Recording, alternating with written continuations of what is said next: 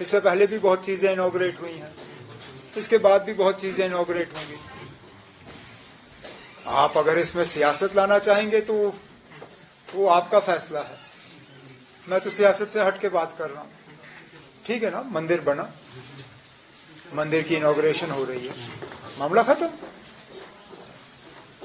Politicise कौन कर रही है? तो कोई नहीं, आप कर रहे हैं ना, मुझसे सवाल करके आप पॉलिटिक्स कर रहे हैं।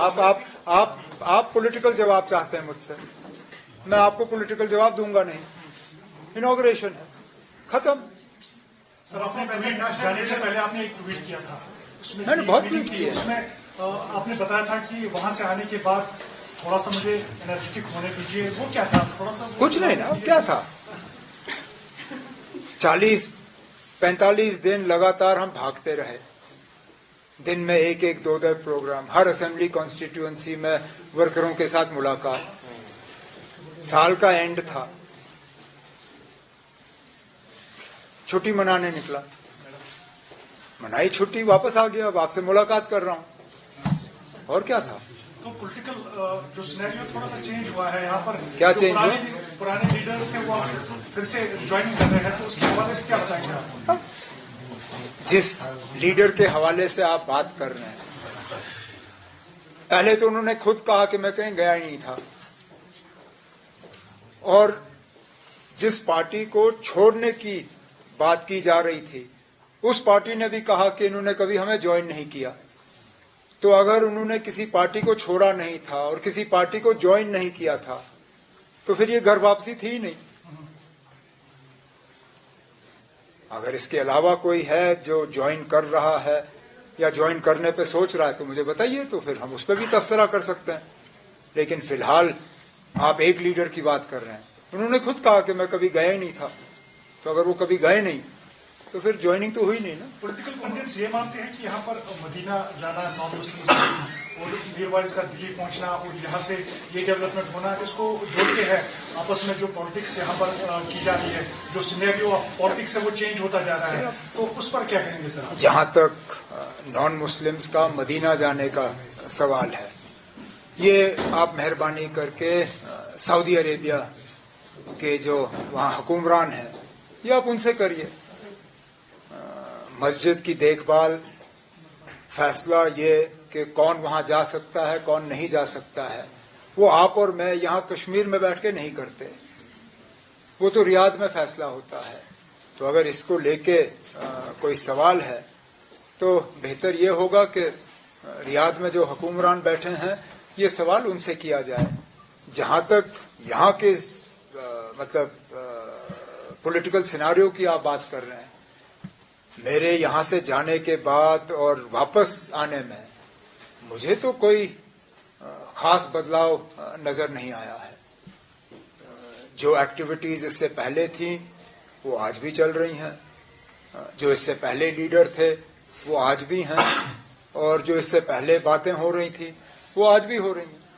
लोग बिजली को लेके परेशान हैं, लोग पानी को लेके परेशान हैं, लोग राशन को लेके परेशान हैं।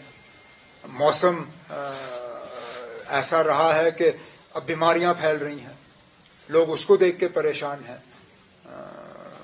ये मेरे जाने से पहले भी हालात थे, आज भी हैं। सर, कोई अवामी नुमाइंदा नहीं है, न म्युनिसिपलिटी, डीडीसी या असेंबली, इलेक्शन के बारे में क्या कहना है? ये हमारी बहुत बड़ी बदकिस्मती है। कहने के लिए तो हम दुनिया को कहते हैं कि India is the mother of democracy, लेकिन पता नहीं क्यों हम अपने हाथों से ही अपनी माँ की कत्ल जो है जम्मू कश्मीर में करना पसंद करते हैं। अगर मदर ऑफ डेमोक्रेसी है तो यहाँ क्यों नहीं?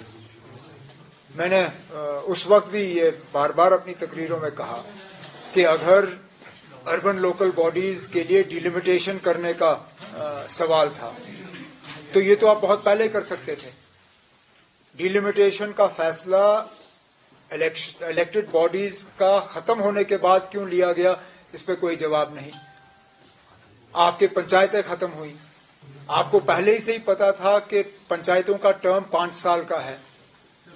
क्या 4.5 साल के बाद आप इलेक्शन का प्रोसेस शुरू नहीं कर सकते थे? अगर इसमें भी आपको नए सिरे से डिलिमिटेशन करने की जरूरत पड़ी तो 6 महीने पहले डिलिमिटेशन करते। एक एक करके, पहले तो आपने असेंबली खत्म किया, फिर आपने अर्बन लोकल बॉडीज खत्म किए, अब आपने पंचायतें खत्म की। या फिलहाल तो हमें लगता है कि पार्लियामेंट का इलेक्शन कराना इनका यहां इनकी मजबूरी है। और कितने अफसोस की बात कि असेंबली इलेक्शन पे भी सुप्रीम कोर्ट को हिदायत देनी पड़ी। मैं तो कहता हूं कि हमारे इलेक्शन कमीशन को शर्म के मारे अपने सिर जो है झुकाने चाहिए, उनको लोगों से माफी मांगनी चाहिए कि जो फैसला उनको खुद करना था वो फैसला अब सुप्रीम कोर्ट के जरिए किया जा रहा है। यहां इलेक्शन कराने का फैसला इलेक्शन कमीशन का है, जिसमें मदद मरकज की हुकूमत को करना है, लेकिन बदकिस्मती से दोनों ने हाथ अपने ऊपर किए और सुप्रीम कोर्ट को इसमें फिर आके इलेक्शन का अनाउंस करना पड़ा कि 31 सितंबर से पहले यहां असेंबली के इलेक्शन होने चाहिए। अब पार्लियामेंट की हम तैयारी कर रहे हैं, असेंबली का जब होगा तो उसकी भी हम तैयारी करेंगे। एक एक करके ना, मैं कहीं भाग नहीं रहा हूं।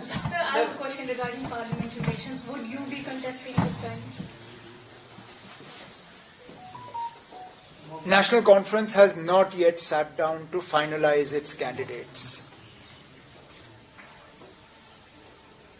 I have not had the opportunity to discuss this or any other candidature with colleagues in the party. Once the process of discussing starts, then we'll see who are the best candidates that can be fielded from all the concerned constituencies. For me, first and foremost would be that Farooq Saab fights. We would not have a situation where both Farooq Saab and I would go to Parliament at the same time. Should a situation arise where Farooq Saab steps back from this forthcoming Parliament election, then we'll see what the party chooses to do. But it's not a conversation that we've had in the party yet. Seat sharing India alliance in Jammu and Kashmir. क्या मैं फिर से पूछिए ना? बाकी states में India alliance sharing कर दिया पार्लियामेंट के लिए, जम्मू कश्मीर में भी वो चल रहा है कुछ। अब फिलहाल तो कोई बात हुई नहीं है, बात होगी तो हम जरूर बात करेंगे। हम इंडिया अलायंस के मतलब हिस्सेदार हैं, लेकिन कुल मिला के अगर लद्दाख को जोड़ के भी हमारी 6 सीटें हैं। मुझे नहीं लगता हमें 10-15 मिनट से ज्यादा लगेगा अपना फैसला करने पे। 6 सीटों में ना 10 मिनट, मैं कहता हूं 10 मिनट भी बहुत है, हम तो 5 मिनट में ये कंप्लीट कर सकते हैं। मैं तो चाहूंगा कि जहां से सीट मिलने की उम्मीद हम रख रहे हैं, यूपी, वेस्ट बंगाल, महाराष्ट्र, बिहार, पंजाब, दिल्ली, तमिलनाडु, केरला, यहां पे थोड़ा सा वो सीट शेयरिंग की जो हरकतें हैं उनमें तेजी लाएं। हमारे 6 सीटों पे जैसे मैंने आपसे कहा हमें 10 मिनट लगेंगे, हम तो वो कभी भी कर सकते हैं। उमर साहब, अगर आपको राम जन्मभूमि इन्विटेशन मिलेगी तो उमर साहब जाएंगे? मुझे दावत आएगी नहीं ना, नहीं आएगी तो आप क्यों मुझसे पूछ रहे मैं जाऊंगा या नहीं जाऊंगा? बिन बुलाए मेहमान कौन जाता है? नहीं आएगी ना, मगर अगर आई, जिनको दावतनामा आना था उनको तो मिल गया ना। जो इंडस्ट्रियलिस्ट, क्रिकेटर, फिल्म स्टार्स, बाकी उनके नाम तो सबके सामने हैं। मेरा नाम कहीं है उस लिस्ट में? नहीं ना। ना इनका कोई इरादा है मुझे बुलाने का।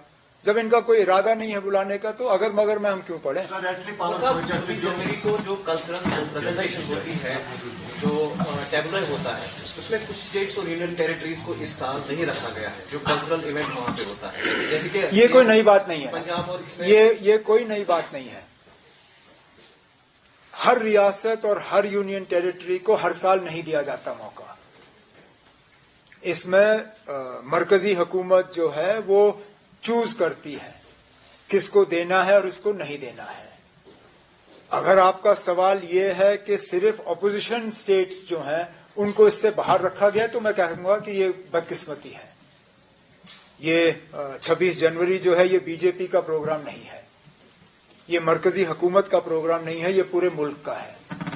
हाँ बेशक आप हर रियासत को हर साल मौका नहीं दे सकते हो, लेकिन सिर्फ ऑपोजिशन पार्टीज की हुकूमतों जो हैं उनको यहाँ से बाहर रखना, इस पे दोबारा सोचने की जरूरत है। पावर प्रोजेक्ट जो राजस्थान को 40 साल के लिए एग्जीक्यूट किया गया, सर उसके हवाले से थोड़ा सा जानना चाहिए। ये सीधा सीधा हमारे साथ लूट है, और क्या कहूँगा मैं। प्रोजेक्ट हमारा, पानी हमारा, बिजली हमारी।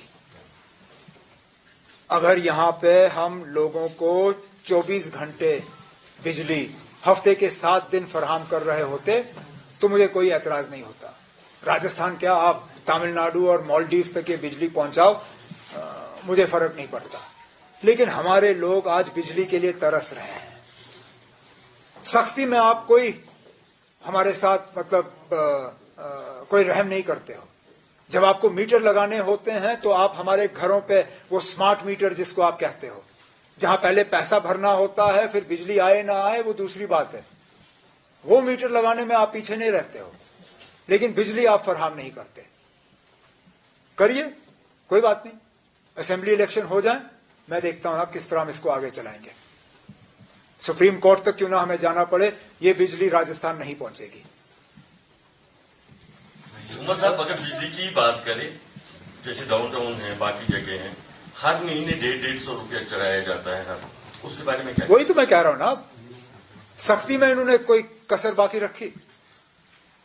बिल टाइम पे, स्मार्ट मीटर, तमाम तरीकों से मतलब वो तंग करते हैं। लेकिन जब हम अपने पावर हाउस की बिजली हासिल करने की उम्मीद रखते हैं तो हमें पता चलता है कि वो भी 40 साल। ये मैं पहली बार सुन रहा हूं कि 40 साल, अभी तक तो 15-20 साल का होता था। ये 40 साल कहां से? ये हम नहीं होने देंगे ना, ये नहीं होगा। मैं आपसे अभी भी कह रहा हूं, इलेक्शन हो जाए, हुकूमत बनेगी, राजस्थान को ये बिजली नहीं पहुंचेगी। अभी जैसे INC is filing a review petition and SC today regarding abrogation of Article 37. So, do you intend to file a review petition? Yeah, if one review petition is filed, then the case is being reviewed. Then we will take a view whether we associate ourselves with it or not. As long as the decision, as long as the judgment is being reviewed, or a petition is being filed for its review, then the process has started. Once the process starts, then it's fine. Please remember, even with the original challenge to 370, what they did on 5th August 2019, we were at the forefront of it. Others joined later. In fact, those parties that weren't even part of the original petition, even they came forward and argued their case. People like Muzaffar Beg Saab, who took a completely different view in the Prime Minister's all-party meeting, and then took a completely different view in the Supreme Court. So, I don't see why we have to decide now. We will take a decision going ahead, but as I said, so long as there is a party that is challenging the judgment of the Supreme Court, the process starts, then those of us who want to identify ourselves with it later. How do you see the growing differences between the Maldives and India? And now the Growing differences between? Maldives and India. Maldives president now seek help from the Chinese, counterpart. How do you see this relation between the Maldives and India? जहां तक मालदीव्स किस मुल्क के साथ किस तरह के ताल्लुकात रखना पसंद करती है, वो मालदीव्स का अपना फैसला है। लेकिन जहां तक मालदीव्स के कुछ मिनिस्टरों ने हमारे मुल्क के वजीर आजम साहब के बारे में जो अल्फाज इस्तेमाल किए, वो सरासर गलत थे। जो यहां से इस मुल्क से जो टूरिस्ट जाते हैं, जो उनके बारे में कहा, वो गलत है। चीन के साथ आपके ताल्लुकात जैसे भी हों वो ठीक है, लेकिन हमारे मतलब इस मुल्क के वजीर आजम या यहां से जो टूरिस्ट जाते हैं उनको इंसल्ट करना, इसकी कोई जरूरत नहीं थी। अच्छी बात है कि मालदीव्स की हुकूमत ने उन मिनिस्टरों को सस्पेंड किया और हिंदुस्तान के वजीर आजम से और हिंदुस्तान से माफी मांगी। हम तो यही उम्मीद करेंगे कि पड़ोसियों के साथ, क्योंकि ये वाजपेयी साहब ने कहा था कि हम दोस्त बदल सकते हैं, पड़ोसी बदल नहीं सकते। हमने बार बार जोर दिया है कि पड़ोसियों के साथ ताल्लुकात जो हैं अच्छे रहने चाहिए, चाहे वो मालदीव्स हो, नेपाल हो, भूटान हो, बांग्लादेश हो, श्रीलंका हो, पाकिस्तान हो, अफगानिस्तान हो। ये हमारे हमसाये मुल्क हैं और हम चाहते हैं कि ताल्लुकात अच्छे रहें।